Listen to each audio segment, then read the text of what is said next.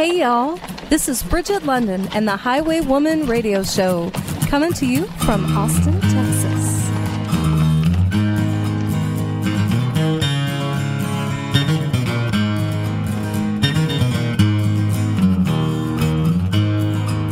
Yes, here she comes,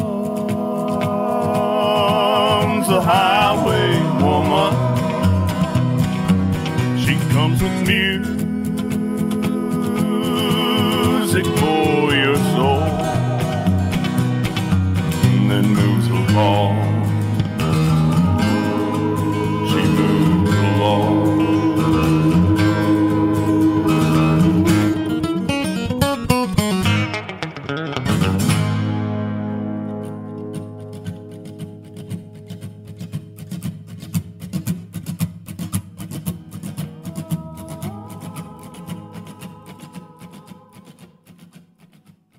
And this is Bridget London. We're back here on the Highwaywoman radio show, and I'm very pleased to have with me as our special guest, Alamo Jones. And he is on the phone with me. He's got a brand new CD out called Alamo Jones, The Voice in Black. And we're going to be previewing some tracks from that and talking to him about his long career in country music. Hey, Alamo. Hello, Bridget. How are you doing in Nashville? Well, I'm doing pretty good here. I'm sitting at Cowboy Jack Clements right now at the studio, and it's a big heat wave through here. We're going up to 104 today and 108 all weekend. That's kind of unusual for Music City, and but I'm staying cool. I'll say. Let's tell folks you have a show with Jack. Why don't you tell everyone about that if they're not familiar and where they can listen to your program at? Okay, well, me and Cowboy Jack Clements have been doing a show on Sirius XM, Channel 60, Outlaw Country, for the last 8 years, which is pretty amazing since satellite radio is 10 years old this year. So we feel real fortunate to be able to go down there and do what we love to do, music. We play a lot of great outlaw country songs, and we'll go back and pull something out of the vault from 1927 or Jimmy Rogers, and then we play a lot of new stuff for the Americana artists as well. And, of course, all the great stories Cowboy Jack Clements got. I've been around him long enough to, know all of his material. And we have a lot of fun. It's on each weekend, from Saturday, Central Time be 1 till 5, and it replays on Sunday from 5 until 9. It's a 4-hour weekend special is what it is. And you have some stories of your own as well, I'm sure to share. You've been in country music business for a very long time. And did you start out in country music working right with Johnny Cash? Is that how it all came to be? That's right, Bridget. When I was 23, I auditioned for a job with Johnny Cash's TV show, ABC, the one that was at the Ryman Auditorium, the Johnny Cash TV show. You may be way too young to ever heard about that. It was 69, 70, and 71. Did you ever see one, Bridget? I've seen a lot of clips on YouTube. Yeah, I think they did put a DVD out of some of them. But that was the most amazing show that country music's ever had, I think. It had every artist, whether they was rock and roll or country, and it was an hour show. And so I ended up doing that, all 3 seasons of it, and then went to work for Johnny Cash at his publishing company. Then I lived where Johnny Cash's house on the lake burned down. That house, I lived in a pool house for a while, and then John did a movie called The Gunfight with Kirk Douglas. And while he was gone, he appointed me to be the man of the house, so I moved into his bedroom, a big round, 8-foot round bed, and took, was Roseanne Cash was there, and Cindy, that's Carlene, and we had a good time. We used to go to the drive-in theater, and of course, had the swimming pool, and I felt like it was really something that John would trust me enough to leave me there, and he did. And then later on, I also went and redesigned his show in 1975 and 6, because 76 was the bicentennial of America, and I did the lighting. I was the lighting director and the stage manager, and did his souvenir book, and did 2 world tours with him. It was amazing. It really was. That's incredible. Favorite person on the planet, I can't even imagine. It's the hello, I'm Johnny Cash. That's what I wanted to hear every night. to start so young working with him and then, doing all those incredible projects as well as your own music at the same time, how did that work? Were you also pursuing songwriting, or were you just kind of focused at that point on soaking up that experience, Well, when we were traveling, doing the television show, I kept up with Johnny Cash's Martin guitar for him, and, well, he would have a tendency to leave it somewhere. It probably would have been stolen if I hadn't have done this, but after the 58 shows, he awarded the guitar to me, gave it to me. Wow. And so in the meantime, I'd take it home at night instead of leaving it at the Ryman for somebody to maybe take fancy to, and took it home, and the first 4 songs I wrote, Johnny published them at House of Cash. Wonderful. So anyway, I recorded those later at the end of the 77 tour and did a rock and roll album. Wrote 13 songs and had my own band. They thought I was crazy because I'm in Nashville doing a rock album, but disco hit about the time I finished my album. But it's getting renewed and re-released after 32 years too, so in 2013 at a record company up in Philadelphia. So, never give up. That's right. That's right. Man, it's just, your whole life path is really amazing. Just listening to you talking about working with Johnny and being part, of course, of the Johnny Cash show and all the tours and such, as well as your own musical experiences. He gave you the term, as I understand, the voice in black. Wow, what an honor. And how did that come about? Would you like to tell us a little bit about that? Yeah, I'm really proud of that whole thing, because me and John had a lot of fun over the years with me doing his voice. We'd get together sometimes and do dueling caches. And cool. this one time, around in the mid-'80s, he was at Jack Clement's studio doing an album, and we got all faced off in the kitchen and started doing our dueling caches. There was 2 or 3 other people there, and John wanted me to do it, and we started having fun with that. And he said, Alamo, I'm the man in black, all right? And I said, yeah, I know that. And he said, well, you're gonna be the voice in black, okay? So I really never used it until I did this new album called Alamo Jones, The Voice in Black, that came out on his birthday, February 26th.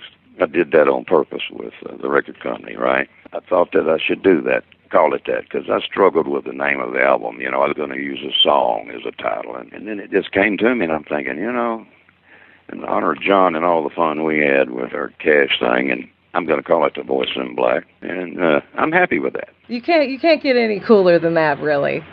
That's Johnny Cash gives you a moniker, and such a great moniker as well, and well deserved. Your voice is really wonderful, very soulful, and we were talking before the interview.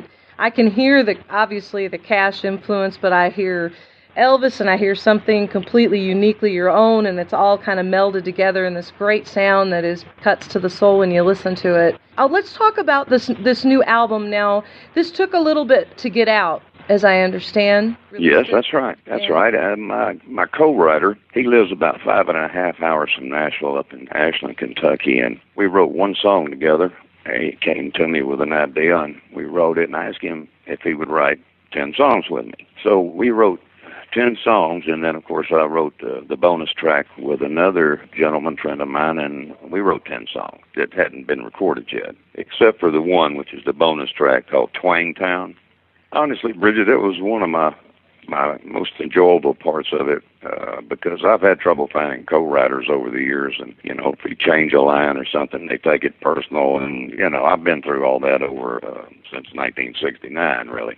Appointment, we go out to my place 25 miles east of Nashville, and we'd write or we wouldn't write, but we knew we were going to go eat. And usually sometimes after we wouldn't hit on anything because we didn't bring anything to the table ever. I'd just sit and stare out the window, and then I'd say, play the guitar. And then something would come to me like the opening line, and then it'd be his turn. So those rolled out real smooth for us. The reason it took so long was the fact that he was on the road doing shows. He's got several albums out, Rob McNerlin. Okay. And we couldn't get together, like on a regular basis, maybe once every 5 or 6 weeks. Plus, he had a television show in Kentucky, his own television show. So whenever we could get together, usually by the time we finished our 4-hour time together, we'd have a song. And then we'd have to cut a work tape and send it to my producer, and pretty soon I was at my second favorite part in the studio, actually singing.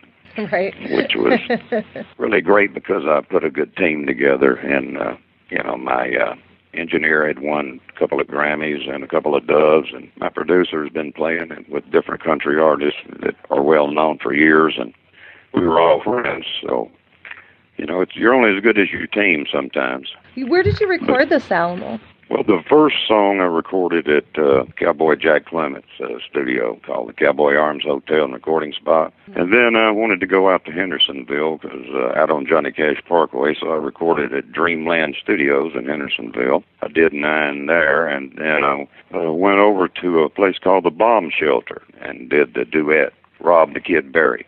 So I like to move around a little sometimes and put different flavors on it. Well, tell me about the song The Damage Is Done. That'll be the first track we feature here. Okay. I think that was the second song that we wrote after Satan's Bouquet. Well, it's about a guy that ends up losing his girlfriend or wife, and he's finally free from it, and it's not going to get him down. He's free and he's going to take advantage of it. I think it's kind of a good truck driver song, Well, this is a really great song, and I really look forward to a lot of the folks here out there listening to the Highwaywoman radio show to get maybe their first taste of Alamo Jones. And those of you who are familiar with him, make sure, if you haven't already, pick up his brand new CD, Alamo Jones, The Voice in Black. This is The Damage Is Done. And when we come back, we're going to talk more with our special guest, Alamo Jones. Makes me feel so alive. There's no need to apologize. Oops, the damage is done. In the dawn, roadside cafe, a blue-eyed blonde waits on me. She holds my hand, says I look so far away. And that was The Damage Is Done, a great track from the brand new CD from Alamo Jones, our special guest tonight on the Highwaywoman radio show. This is Bridget London, and we're talking with Alamo right now about his new CD and other projects that he's involved in. He's been in country music since he was 23 years old and had a long career, as we were talking earlier, working with Johnny Cash, the one and only. And he has been dubbed by Johnny the Voice in Black. And want to remind you all that his CD is available on all digital retailers. You can just type in Alamo Jones, The Voice in Black, and it'll come right up there for you. And he also has a show with Cowboy Jack Clement on Sirius XM Radio every weekend. We were talking about that as well. And how did you hook up with Jack now? Was that when you were working with Johnny? No, I'll tell you the first time that I ever saw Jack Clement. And I knew he had a recording studio, Jack Clement recording studio, which is kind of a quarter mile from where I'm at now, his studio he has. It's called the Sound Emporium now. I was working on a television show with John. I worked a lot of television with him, all the Christmas specials. And then there was a show called The Silver Anniversary. It was his 25th year, being Johnny Cash.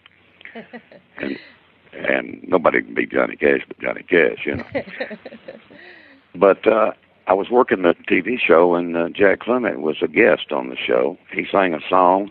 I said to the crew, I've got to meet him. I'd like to work for him someday. And it was 4 or 5 years later, I met him, and hung out, did some videos with him, and traveled a little bit with him, and went to work for him on a full-time basis because of this radio show. He's a legendary figure. Absolutely. And he produced a lot of good stuff on Johnny Cash. Johnny Cash recorded a lot of his songs, The Ballad of a Teenage Queen. And John Folsom album, he had 2 cuts on there, which was Flush from the Bathroom of Your Heart and Egg-Sucking Dog. And probably his biggest money makers, too. You know, anything on Folsom Prison album done well. Also worked on some movies. I've been in a few, and The Last Days of Frank and Jesse James. We had David Allen Coe and Johnny Cash and Waylon. I don't know if you remember that or not. And I've seen it, actually. I had a little bit part in Sean Penn and Christopher Walken's movie, At Close Range. And another one, Murder in Music City. I had a part in that. Very cool. You know, I worked 8 major movies, but those are long days. You know, 18 hours is just, yeah, we're going to do 18 hours. For the next 3 months, hang on, you know. Right.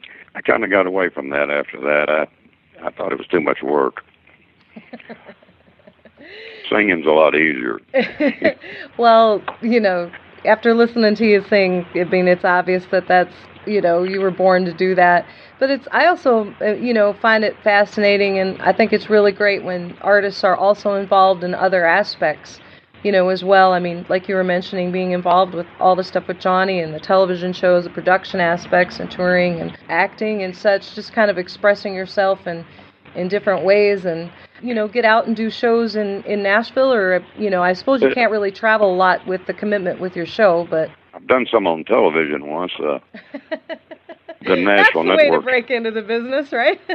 Yeah. Well, I really don't have the time to support a band here right now. If I did, I'm having some thoughts about putting a good show together to do when the Johnny Cash Museum's finished, as well as some of my photography I took of John. I'll have my own little thing there, you know, set up for a while. But they're building a stage that seats 450 people in his museum. And I thought, well, I can wait for that. You know, I think my first performance on this album here may, unless something changes my mind, but my plan is to start there. I'm going to do kind of a play and do the album. You know, talk to Johnny. I'm going to bring Dueling Cashes back. And I have some film I shot on him on his 20th anniversary that's going to be incorporated in that. And it's going to be kind of like a one-man play plus a band, and do all 11 of these songs, and might throw in a couple Johnny Cash songs while I'm at it. They brought me and Jack out to California, flew us out there to sing on the cruise ship, Johnny Cash's 80th birthday celebration, and Fluke, W.S. Holland, John's drummer for all those years, who also played for Carl Perkins. And I traveled with him and knew him well, so after all those years, I got to sing 3 Johnny Cash songs on the cruise ship. That paid for my whole trip, 9 minutes.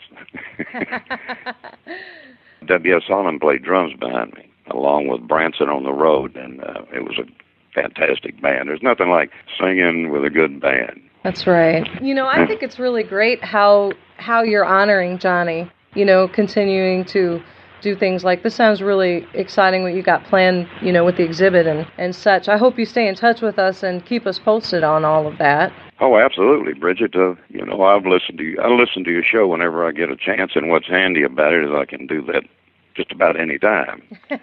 You know, I'm surrounded by computers. And I love all this. You know, you got a great show, and you're an artist yourself. And I think being an artist is perfect to talk to an artist like you're doing. You know, that makes a lot of difference. Now, if you put somebody, give them a show that don't know anything about music, they're going to ask you some strange questions, you know. But I always feel like I get excited, you know, when I hear music that I love, and when I get excited about people and have such a passion for the music, want to share it with folks, and people that tune in know that I'm never going to give them anything that isn't good, you know, I think so. And, you know, what a wonderful treasure you are. And you know, I hope I get to meet you in person someday.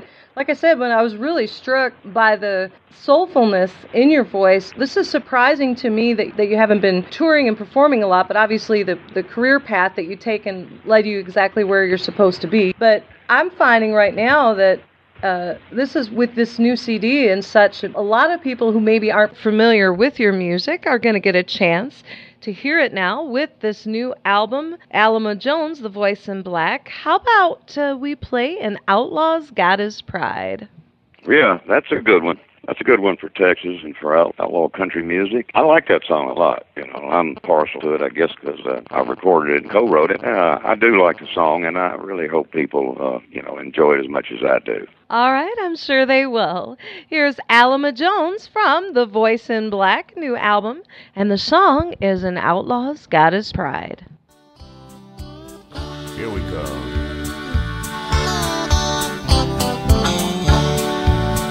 I got both feet steady on the ground, but I can't help but wonder when it's all coming down. Right now things are looking kinda dim, but I can give my darkness to him. I know there's trouble up ahead, but I remember what I read. And we're back here on the Highwaywoman radio show with Alamo Jones. This is Bridget London. Well, Alamo, so enjoyed having you on the show, and definitely you're coming back. If I have anything to say about it, I'll be bugging you. Anytime. Now.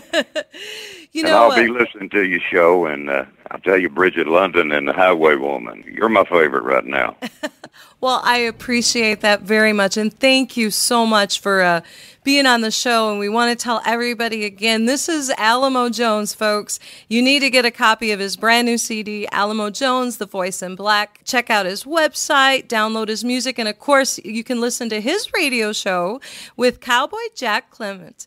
And that's on Sirius XM Radio on the weekends. And I'm sure a lot of you out there probably are already very familiar with Alamo. And those of you, maybe who hadn't heard him before, I'm sure now you're a new fan. So let's see, Alamo, would you pick a track of yours for us to go out on? Oh, I'd love to, Bridget. Why don't we play, I did a duet with a guy named Rob the Kid. I call him the Kid, Rob Berry. It's called Twangtown. Of course, this is where I've been all my life, in Twangtown. Years ago, I used to hear that. Nashville called Twangtown, and I still do once in a while. I couldn't find a song called Twangtown. I said, well, somebody needs to write this. I like this song. It says a lot, and I want to thank you for your time in doing this interview with me, and I really appreciate you a lot, Bridget. I hope everybody enjoys the music and gives it a chance and checks it out. You know, you may not like it, but I do. As do I. Alamo Jones, folks, with Twangtown. Thanks, Alamo. All right. You take care of your Texas beautiful self, and I'll see you on the radio. It's a home of country music. It's gonna stay that way. So I pack my bags and my dog named Hag, he loves to tag along. I'm gonna make it or break it, gonna sing my country song. In Twangtown, a Music City dream, where the neon lights are on all night and the guitars never sleep. Lord, I love to feel the feeling when I lay my music down, down, down in Twangtown.